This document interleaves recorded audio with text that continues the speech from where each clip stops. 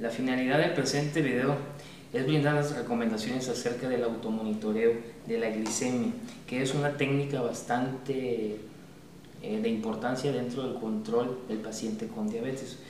¿En qué radica la importancia de realizar un control o una automonitorización de la glicemia central? Primeramente, es un método bastante sencillo, fácil de realizar, al momento que se desarrolla una técnica adecuada.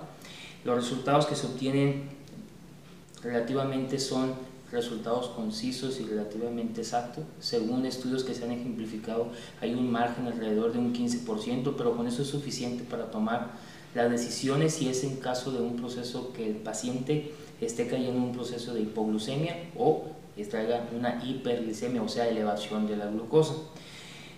También nos sirve para tomar decisiones en cuanto a la terapia farmacológica. Nos sirve también para monitorear durante el proceso de 2 o 3 días y de esta manera establecer si la terapia farmacológica está teniendo los resultados o realizar cambios en la misma. También de manera clara y concisa podemos ejemplificar que todo paciente con diabetes tiene que contener de perdida un equipo de automonitoreo para las situaciones que se le vayan presentando en el día con día, y de esta manera enfrentar y saber distinguir cuando se encuentra en un estado de hipo o de hiperglicemia, o simplemente mantener su estado de glucosa en control. Como podemos ver, este es un medidor de una marca determinada.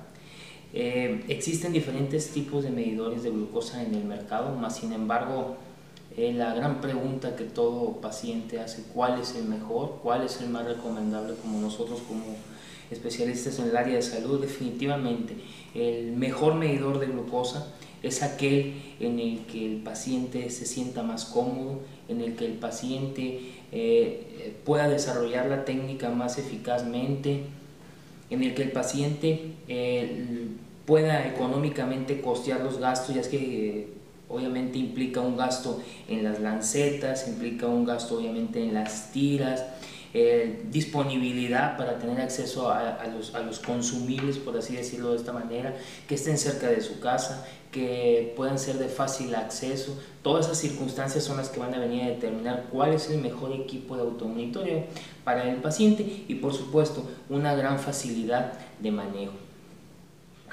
Observar el efecto de la cantidad y el tipo de alimento sobre la glucosa es una de las principales cosas que nos ayuda a nosotros. Es decir, después de que ingerimos una cantidad de alimento, hay que monitorearla en la fase postprandial, es decir, después de que pasa el proceso de la digestión, y de esta manera el paciente puede ir dándose cuenta cómo reacciona su glucosa ante ciertas cantidades de alimentos y ante cuáles alimentos.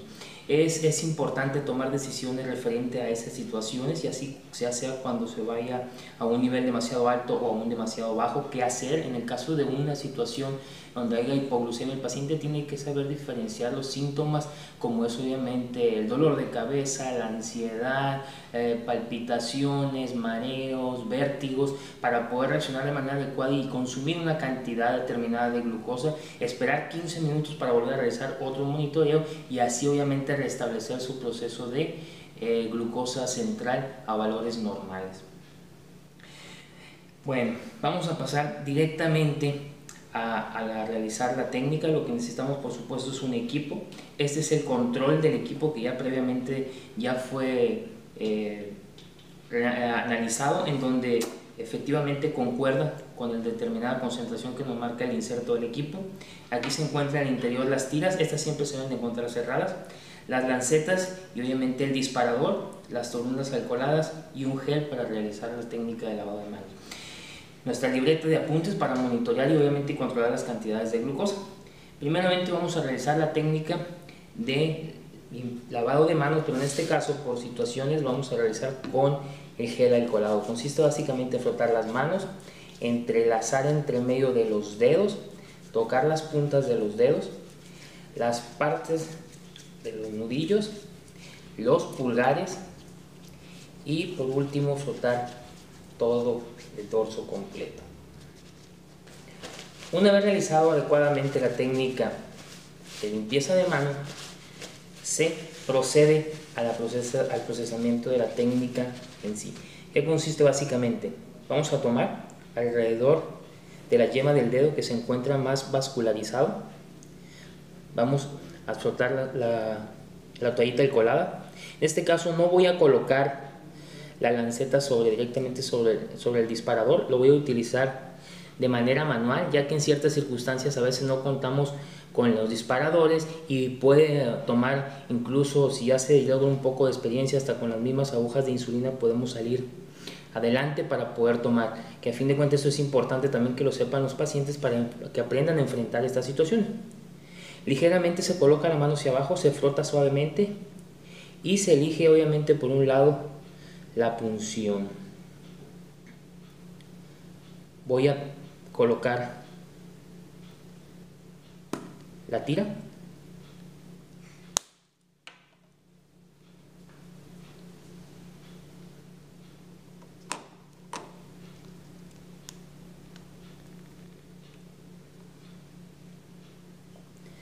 Concuerda con el código y me está indicando que espera la gota.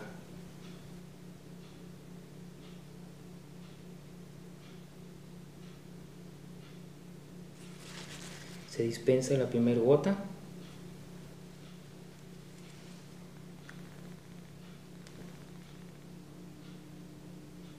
Y automáticamente el equipo lo jala. En 5 segundos nos muestra que vamos a tener los resultados. Se puede evidenciar 94 miligramos sobre decilitro. Una vez realizado, se tiene que colocar y anotarse para llevar el control. ¿Cuáles son las recomendaciones finales que podemos tener? En fin, una vez que realizamos, obviamente necesitamos un equipo para poder dispensar todo lo que es los biológicos infecciosos. En este caso, uno para depósito de sólidos para las agujas que vamos a dispensar y no va a tener algún accidente. Por supuesto, la tira que vamos a desechar para evitar posibles contaminaciones. Existen algunas discrepancias que puede haber en el monitoreo o en la replicación de los resultados. Para eso son algunas recomendaciones que les voy a brindar. Primeramente, que las tiras, al momento que se encuentren, cuando las compremos, que concuerden con el control y que tengan una concentración válida. Que el código que aparece cuando insertamos la tira. Esa es una recomendación muy importante por si acaso tenemos uno o varios tipos de lancetas, tiras. No tenerla abierta, tener una humedad, que no se estén libres de humedad, de sequedad, porque eso puede afectar el procesamiento de la muestra.